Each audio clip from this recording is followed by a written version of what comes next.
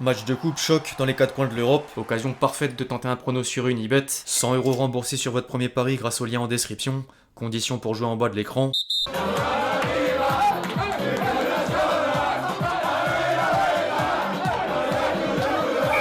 L'équipe, j'espère que vous allez bien. Aujourd'hui, nouveau 5. Au programme du jour, un bilan de la journée de reprise de la Ligue 1, plus le trophée des champions après le sacre parisien, la suite du litige PSG-Mbappé avec le risque d'une lourde sanction, une transition vers les voisins européens entre la Première Ligue et la Super Coupe d'Italie, une séquence Barça-Real Madrid avec les cas Dani Olmo et Vinicius, avant de conclure en images par la compile de buts traditionnelle. Bien plus à venir, comme d'habitude dans le reste de cette vidéo. Les amis, avant d'entrer dans le vif du sujet, vous savez ce que je vais dire. Je compte évidemment sur vous pour lâcher votre plus beau like. Vous savez que c'est gratuit, vous savez que ça prend 2 secondes, et vous savez que c'est important pour le référencement. Merci à tous ceux qui le feront, vous êtes les boss.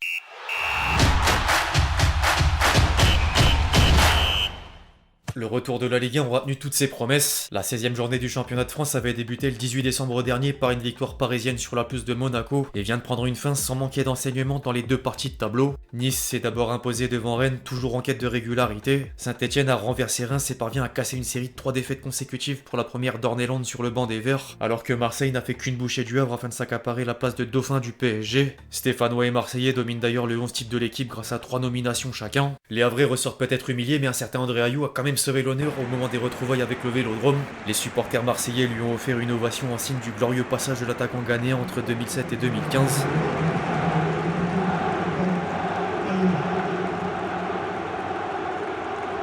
L'ancien Marseillais s'est ensuite montré reconnaissant à juste titre. C'était beaucoup d'émotions. Je veux remercier tout le peuple marseillais. Ça m'a touché du fond du cœur. Ce club m'a beaucoup donné et ça montre que j'ai pu laisser ma trace. Après ce que le Padre avait fait, c'était difficile de laisser sa trace et j'ai réussi à le faire. Ce qui s'est passé ce soir montre que les supporters l'ont vu. J'espère qu'on va toujours garder cet amour pour le club. En parallèle, le week-end était plus délicat chez certains clubs qui ont fini européens à l'issue de la saison dernière. Lille a buté sur Nantes. Mont-Lens s'est incliné devant Toulouse et peut en partie remettre en cause l'arbitrage. Chauvin mais réaliste. Alors que Brest est tombé du côté d'Angers. Au passage, les supporters lensois voulaient adresser un message à Seko Fofana suite au transfert de l'ancienne gloire lensoise vers le Stade Rennais, actionnaire et joueur d'un autre club.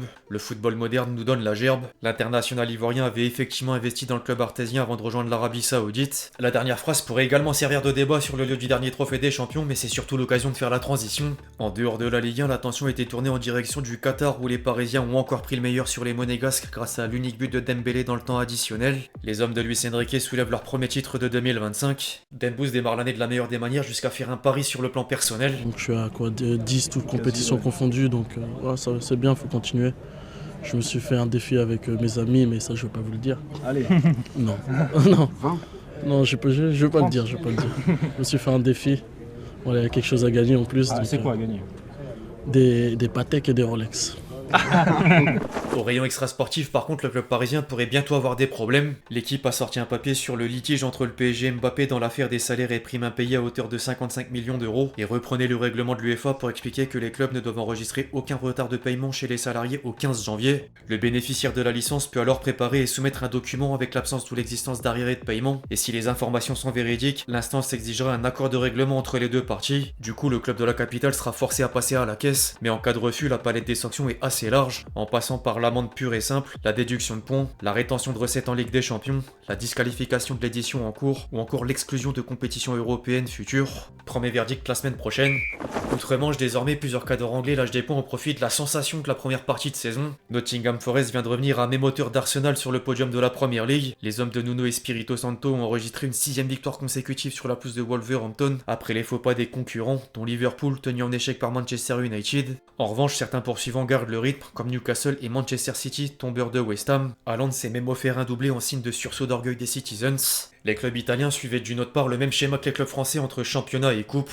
Naples reprend provisoirement les commandes de la Serie A après avoir fait la passe à 3 sur la pelouse de la Fiorentina. Le derby romain a quant à lui tourné en faveur de la Roma pour clôturer le week-end, avant un derby de la Madonnina à couper le souffle en Supercoupe d'Italie. Mené 2-0 jusqu'à la 52e minute, l'AC Milan est venu à bout de l'Inter dans le temps additionnel pour s'offrir le premier trophée de 2025. Conceição a des débuts plus que prometteurs. En parallèle, les gens espagnols faisaient respecter la loi du favori sur le papier en Coupe du Roi. Hier, le Real Madrid a infligé une manita au CD Minera, en plus de voir Arda Güler double buteur. Samedi, le Barça a enregistré un score similaire du côté de Barbastro. Seules 2 surprises sont à signaler au terme des 16e de finale de la compétition, dont Mallorca et Las Palmas respectivement éliminés par Pontevedra, club de 3e division espagnole, et Elche, pensionnaire de Liga 2.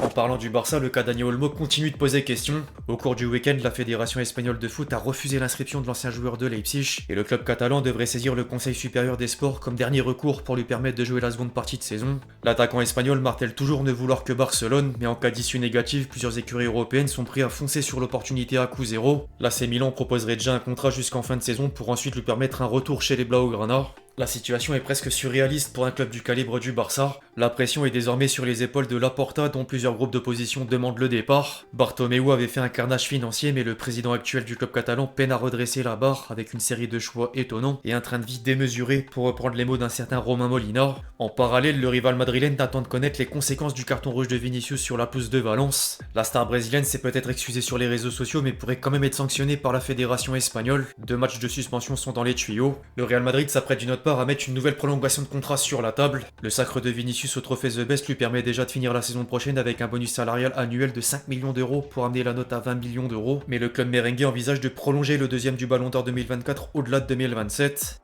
De quoi sortir une indemnité record en cas de transfert, vers l'Arabie Saoudite par exemple. Du côté du mercato hivernal, le Real Madrid est toujours à la recherche du renfort défensif et aurait coché un nouveau nom. Après la rumeur Saliba, la Maison Blanche serait entrée en course pour Rouzanov, dans le viseur de plusieurs cadres européens dont Manchester City. L'entourage du défenseur ouzbek a accepté de réagir sur la situation actuelle dans les colonnes de foot mercato. Le joueur aime le RC Lens de tout son cœur, mais nous comprenons le désir du club de tirer un avantage financier du transfert et ils le méritent pour leur confiance dans le jeune joueur. Nous sommes reconnaissants pour tout ce que Lens nous a donné, mais c'est aux joueurs de décider de la prochaine étape à franchir. Abdou Kodir est aujourd'hui prêt à rester quelques mois en plus à Lens s'il faut. Le développement sportif du joueur est une priorité pour nous et c'est pourquoi nous avons décidé de signer à Lens à ce moment-là alors que nous avions d'autres propositions. Mon Lens a quant à lui confirmé l'intention d'effectuer une vente par l'intermédiaire de Dre aussi, le directeur général du Racing. Rouzanov partira, il n'y a pas eu de belle offre encore. On a la meilleure défense du championnat, alors c'est vrai que si Rouzanov part, s'il doit partir et si les offres sont intéressantes, c'est surtout pour essayer de retrouver un équilibre économique. J'espère qu'avec sa vente on va revenir à un niveau qui correspond plus à celui du RC Lens, mais sans ambition moins importante. Affaire à suivre. Avant de conclure, les amis, tradition oblige, la compile de buts.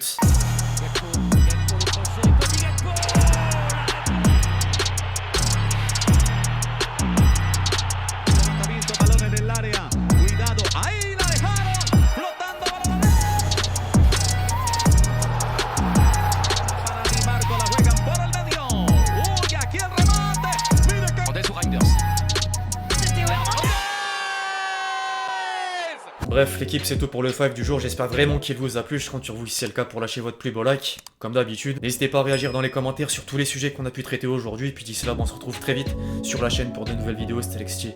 Ciao ciao.